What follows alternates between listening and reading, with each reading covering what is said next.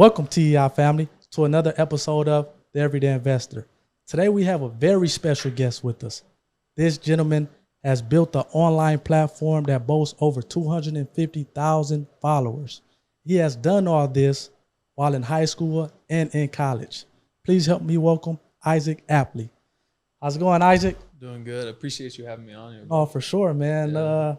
It almost didn't happen, but hey, we were persistent and Yeah, we managed to squeeze it in before I got going. For sure. So you had a good summer here in Michigan, but going back to school in Arizona, huh?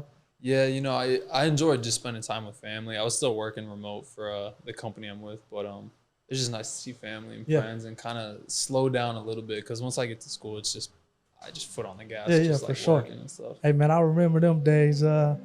So man, every time I just hear your story, man. It takes me back to that moment when I'm back in college and just like grinding it out, no responsibilities other than school and whatever it is that I'm trying to be, man. Just a good gas on the pedal or the foot on the gas pedal.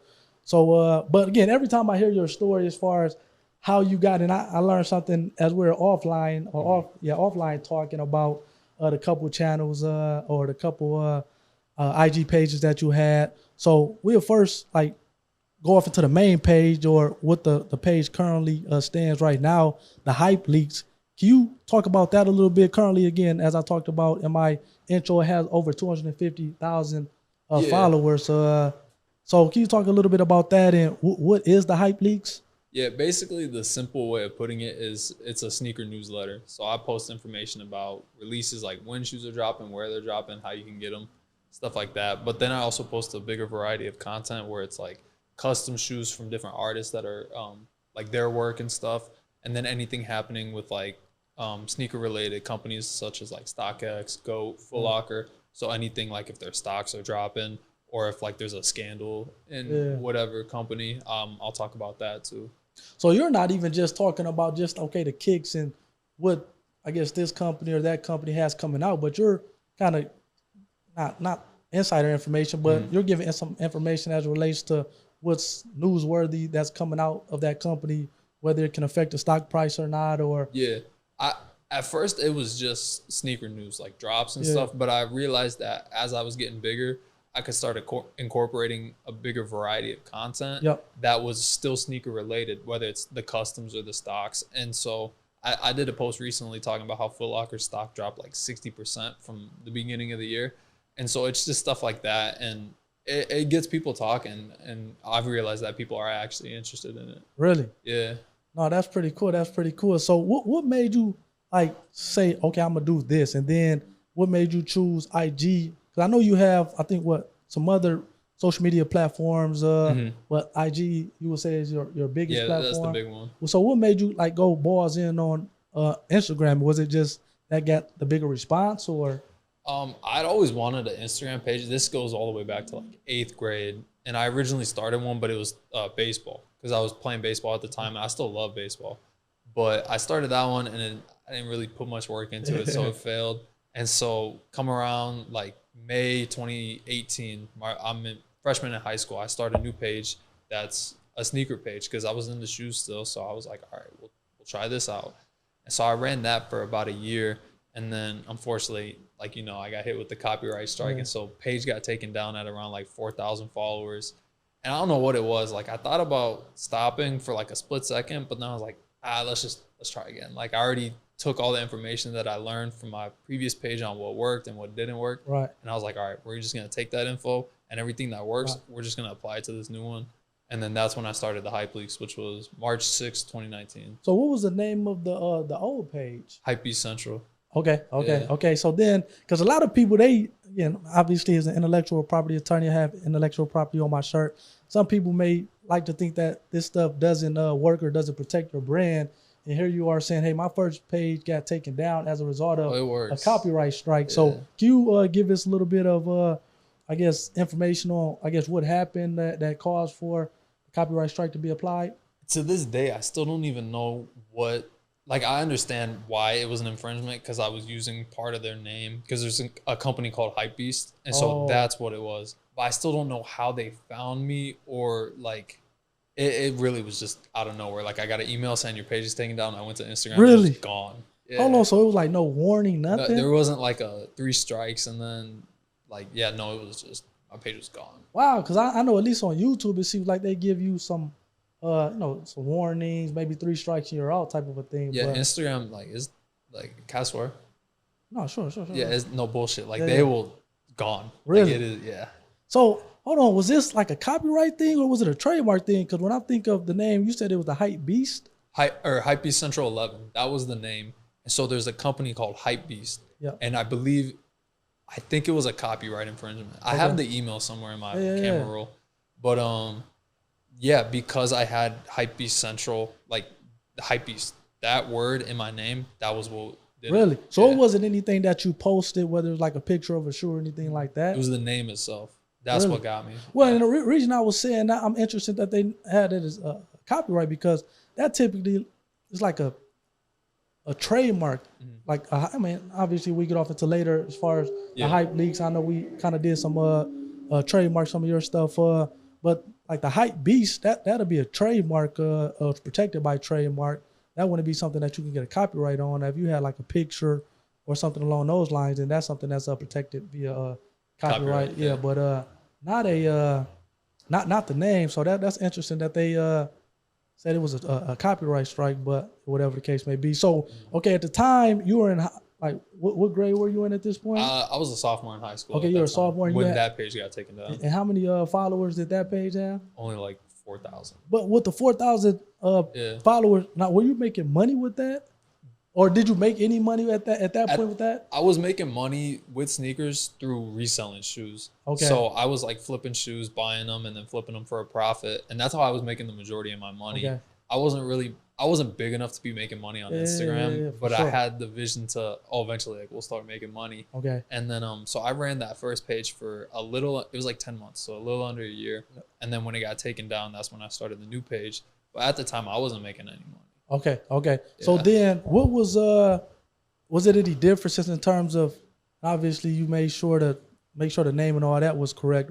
Yeah. But was it any differences as far as what you were posting on a new page compared to like the old page that got taken down? Yeah, so the first page, I hadn't started like graphic designing yet. I didn't know anything about Photoshop or anything like that. So a lot of it was, I mean, it sounds bad, but like just taking other content and then re-uploading it and then I was giving credit, so it was fine. But so it was a lot of that. And then towards the end, I started kind of dabbling in graphic design. So I knew I wanted to make my own posts because I was like, if you want to get big, like you're gonna have to. Yeah.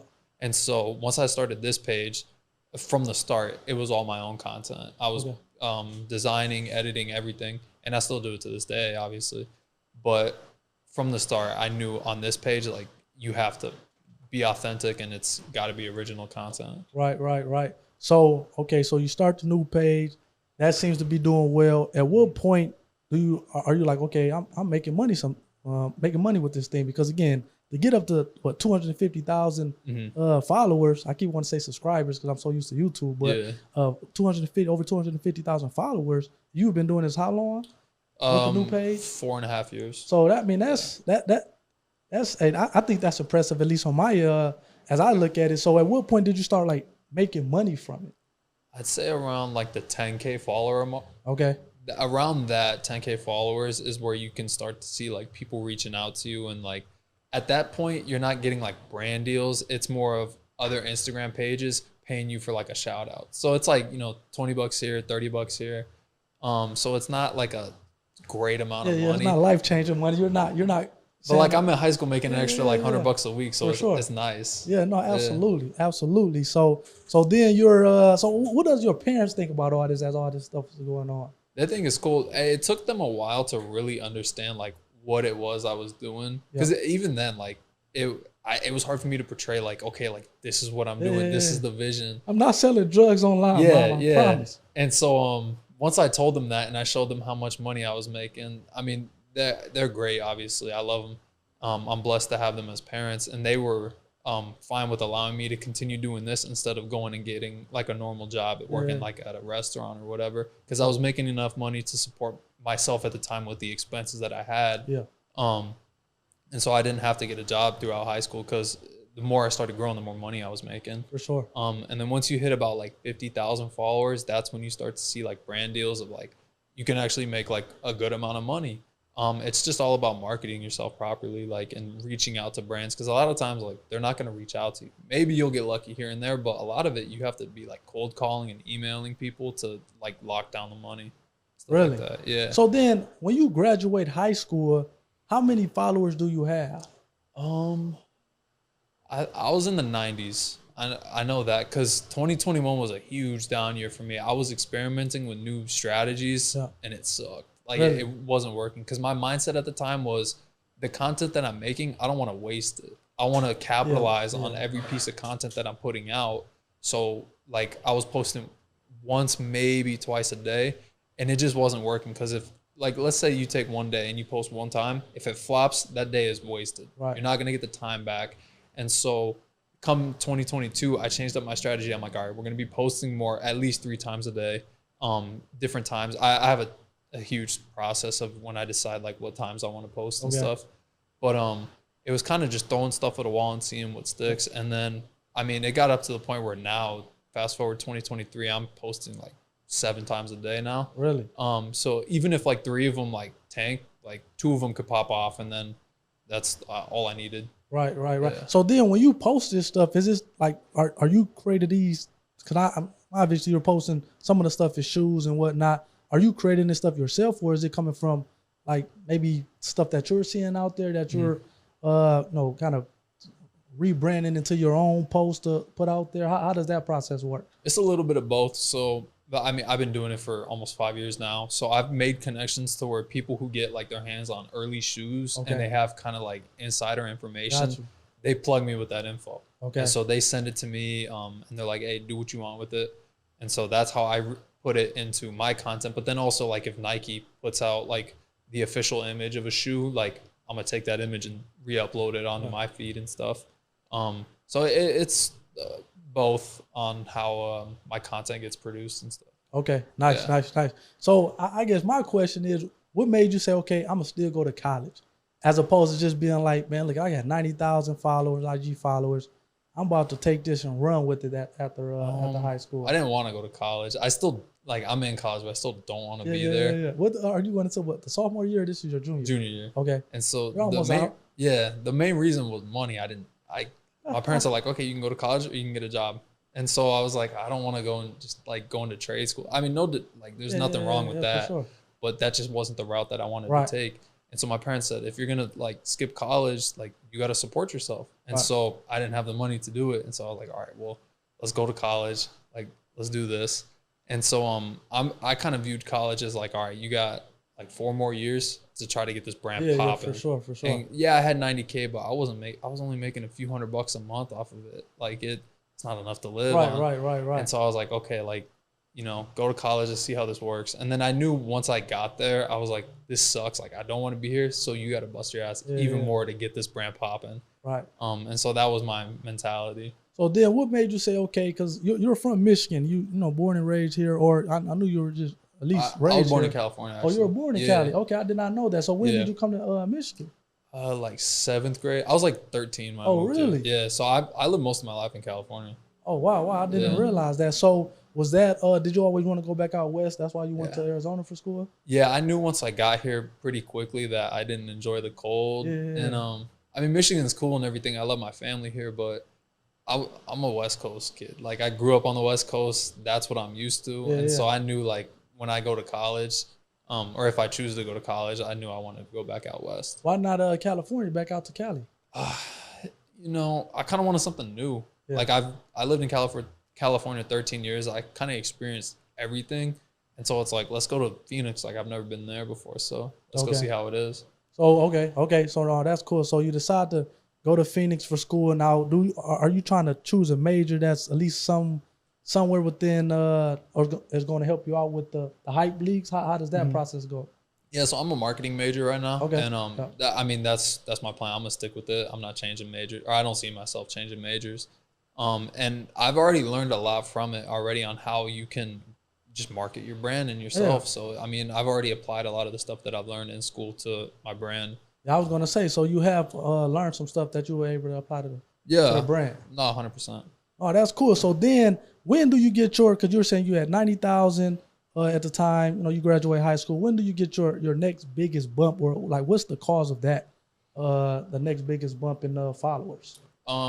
So I graduated high school in the 90s, and then it was first semester of college because I was doing community college at the time, and then I transferred to a school in Arizona, and so it was like November of 2021. I hit 100K. And I thought like everything was gonna change, like it's gonna pop off now, and it still wasn't.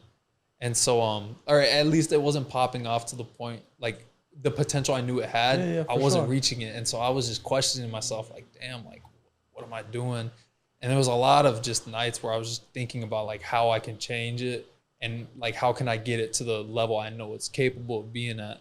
And it really didn't change, and I didn't see that like everything click until I got to Phoenix, and literally just being in a different area, like it changed like everything. Yeah, which is crazy because I didn't change a whole lot. I mean, yeah, I changed up that strategy I was talking about, but I mean, as a whole, like it literally was just the location that just like, honestly changed my life.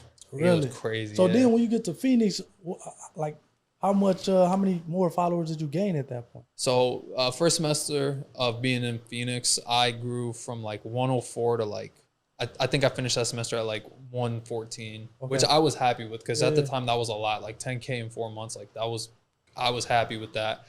Come back the next year, once it, like October, November of 2022, I really started to see it take off. Like my posts were doing better. Like I had one post blow up, and like, I think like Michael B. Jordan saw it, Chris Paul, Aaron Donald, Bryson Tiller, like a bunch of like it was the first time where I saw like celebrities engaging with my content.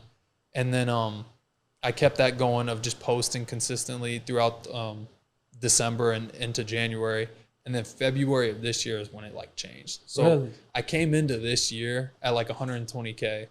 And then once like late February, early March hit, it just took off, and I was getting over 1,000 followers every single day for like 3 months. For real? Yeah. It was, I mean, April and May of 2023, like it was insane. And you weren't doing anything like noticeably different from your day-to-day posts? Or were you posting more, or were you? I was posting more. That was one thing. And also I felt like the content that I was posting, I was a lot more proud of. Okay. Because it's not like I thought I put out like shit content, but it just wasn't like, I don't know, looking back, I'm like, I could have done so much better. But when I'm posting the content now, I'm very happy with it. And I'm looking at it, and it's just like, I feel like it's some of my best work. And so, I mean, it's gotten to the point where now I'm like, a bad day for me is like 500 followers like gained. And so it's been incredible. This whole, I'd say like from March to like now has been just insane. So now, okay, obviously you have blossomed to 250,000 followers. Now, how does that like process work as far as, you know, trying to really monetize that with regard to, because I have no clue on how this works. Do you get like people who come to say, hey, shout out my stuff and I'll give you, money for that? Or like, how does that process work, especially with having over 250,000 followers on IG? Yeah, so with Instagram, it sucks because they don't pay their creators directly like with YouTube or TikTok. Like Instagram is one of, if not the only platform that doesn't pay their users for if they're getting like views and stuff like that. And so you really, the only way to make money on Instagram is through like brand deals and ads. Okay. And all the ads you have to set up yourself. It's not like you're gonna get ad revenue on YouTube and you just cash that check. It's, you got to reach out to brands, or brands will reach out to you. And like you said, they'll, if you post this, I'll give you X amount of money.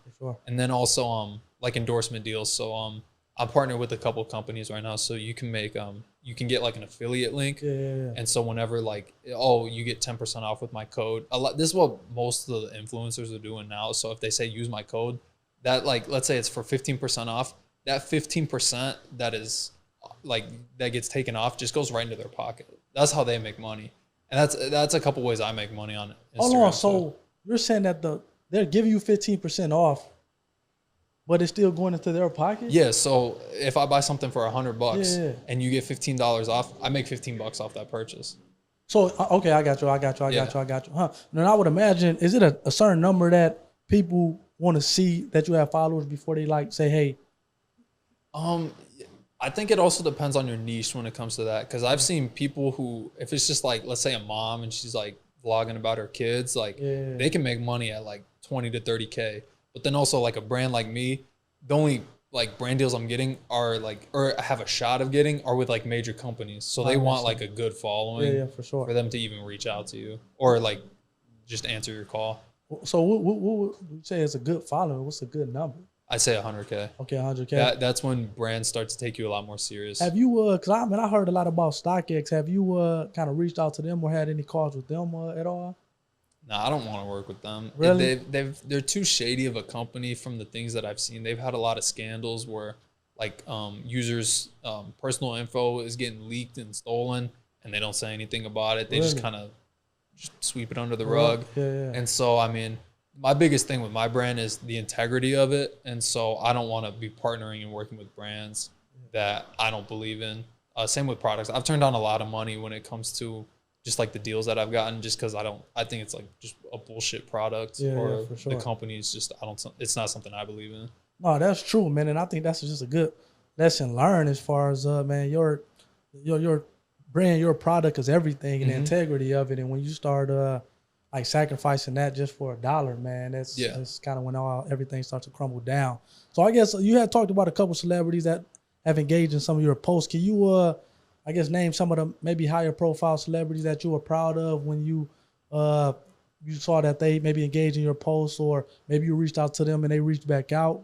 Yeah. I'd say like my favorite ones would be Devin Booker. I'm a huge Suns fan, and so he's like he's my favorite player. So when he was like checking out my content, I was super happy with that. Michael Phelps, that was another one. I said like Chris Paul and stuff. A lot of rappers, so like Rick Ross, Waka Flocka, Jeremiah.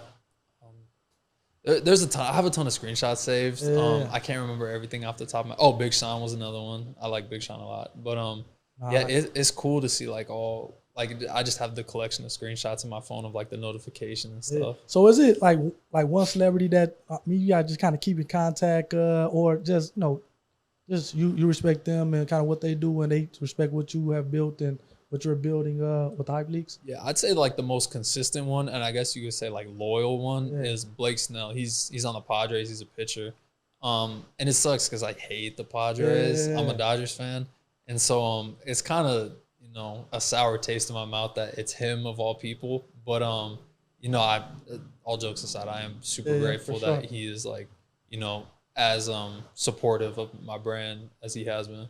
Okay. Oh, that's cool. So then it gets to the point, obviously the first page got taken down for a copyright strike back in high school when you only have 4,000 subscribers. At what point do you say, hey, but I need to take this more serious as it relates to protecting the IP of it? And when you did that earlier moment, did that, I guess, maybe cause you to do that sooner rather than later? Because obviously we got in contact with each other and you're like, hey, man, I'm trying to trademark a couple of these names and the phrases. So I guess what brought that on? Because somebody who was in college and they got 250,000 followers, and man, they're you can say they're trying to just ride this wave, and they're not looking at the business end of things that serious. But what made you say, no, I need to kind of button up this business thing and kind of really to take the brand really to the next level? I think when I started, well, for one, when the money started coming in, like not only a lot more, but a lot consistently, I was like, okay, like this is starting to become a business. Yeah. And so we got to start acting that way and treating it like a business. But also, when I started partnering up with companies, like they're not going to want to pay you and affiliate with you if you're not taking it seriously. Yeah, for sure. And so I realized, well, for one, I always wanted to own my own business, but I realized quickly that, hey, like this could be the business. Like you're already doing it. So why not, go all in on this? And so once I realized that, then I started treating it, I got the main stuff out of the way, like the LLC and stuff. And then that's when I reached out to you about, filing for trademarks on a few things for future projects that I have. Okay. Yeah.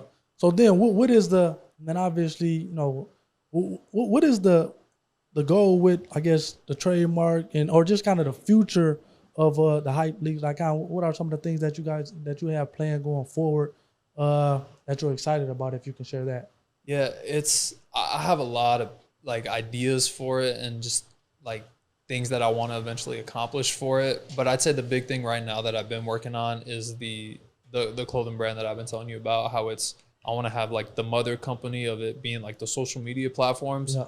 but then also kind of I guess a rebranded sub brand that can stand on its own, where it's a clothing brand that's affiliated with it. But even if you don't know about like my Instagram and all the other stuff, Yeah. you'll still like wear the clothing. And so that's the big thing that I'm working on now, trying to design the line that's good enough to be on its own. And would that be like similar to like a Nike or something like that that stands alone? And would that be like the hype leagues where you can buy a cap or a shirt or some shorts or a sweat? It would be under the same company, like with the name and stuff like that. But I did get a different logo made that would look better on content compared to the one that I have for my social medias.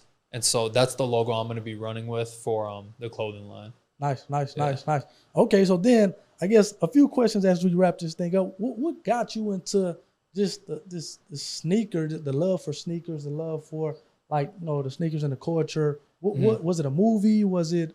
What was it? It was actually a movie. The first pair of shoes that I can remember where I was like I have to have that was in the Sandlot when Benny wore the PF Flyers. Yeah. And so as soon as I saw those, I was like, that was the first time where I had a connection to the shoe where it's like I gotta have that. What made you have? Was it just like the scene where he's like kind of running from the dog? Yeah. Well, also I was a baseball player too, and so I love that movie growing up. Yeah, no, that was.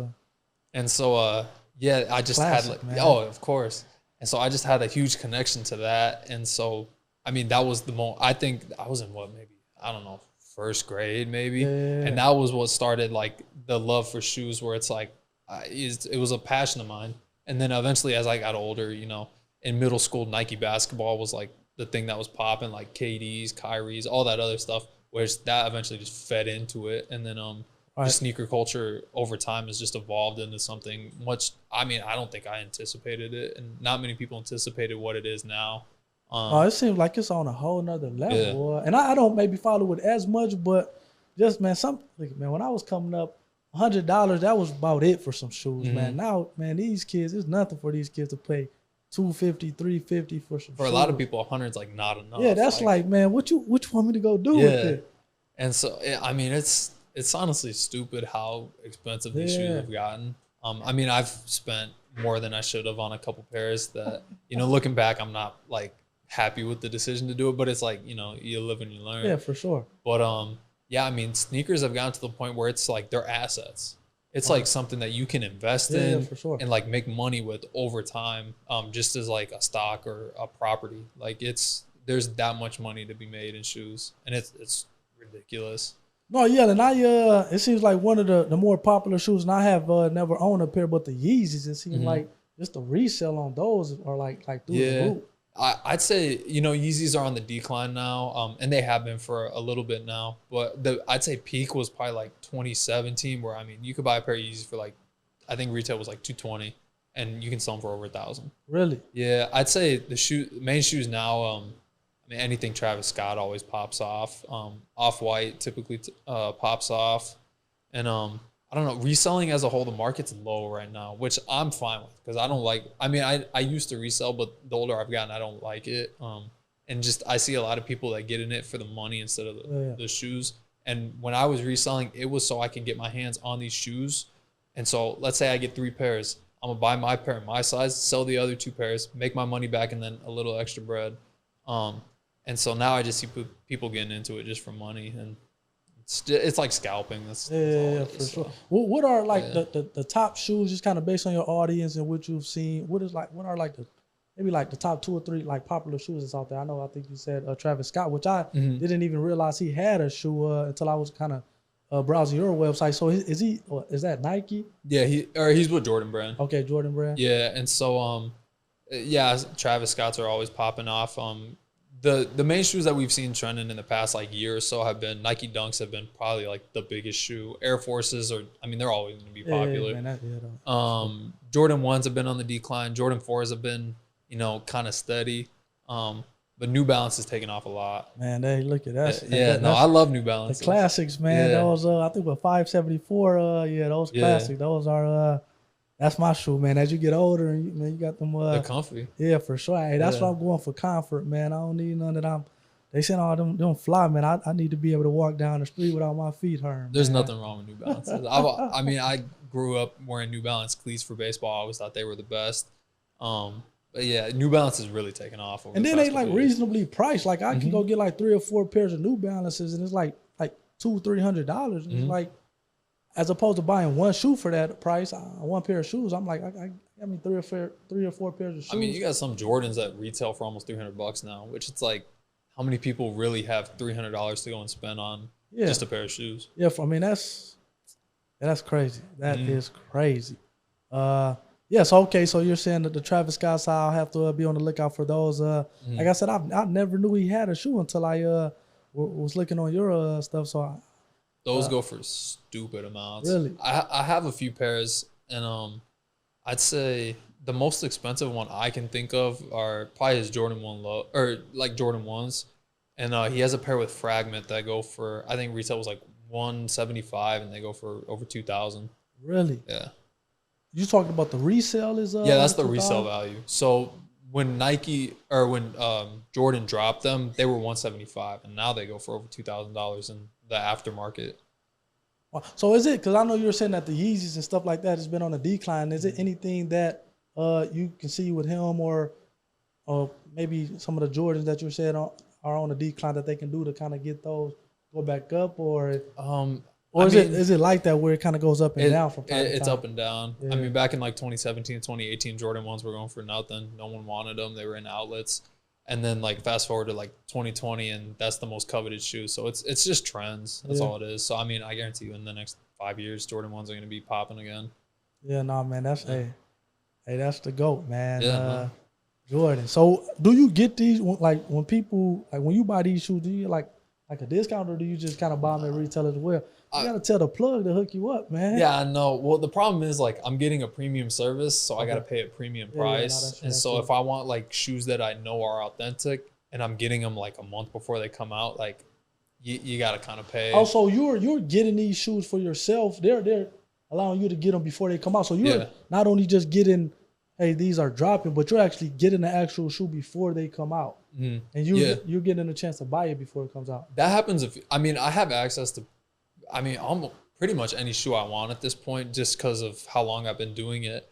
But the problem is I don't take advantage of it because it costs a lot of money. And so last summer I ended up pulling the trigger on some Travis's for, I won't say, it was a lot. Really? Yeah, and I had them for probably like a month before they came out. But then again, I was like, why? I didn't need them a month before they come out. Like I'll just wait till they come out and get them for cheaper. So yeah, that was a learning lesson. But so whatever. Hey man, you're gonna have a lot more of those as you go through life. Yeah.